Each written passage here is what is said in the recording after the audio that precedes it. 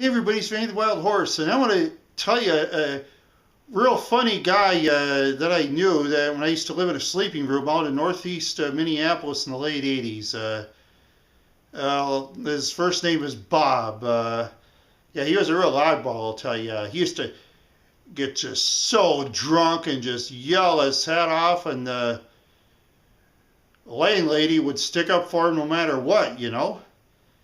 Yeah, he'd always yell. He'd always pick fights with a guy upstairs named Paul. He lived in the big part of the house where he had his own bathroom. The rest of us had to share bathrooms, and I stayed out. I slept in a hallway going to the balcony, which is actually illegal, but rent was cheap, $125 back then, and all I had was a crappy bed and a crappy drawer, and no phone jack for a phone, which nowadays you could have a cell phone. Back then, cell phones were expensive. Well, anyway, yeah, Bob was so kooky that, well, he had an international scout in the 60s or something like that.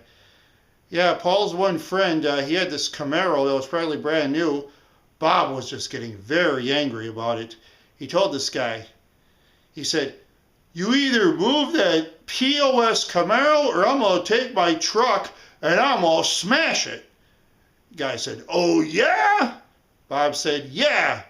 He fired up his international scout and smashed the Camaro. Real bad, too. After a while, well, the owner at Sully's told my friend Paul that this Bob, he paid the guy in cash for smashing his Camaro. Yeah, no, Paul worked in law enforcement, so Bob knew he was in a fix.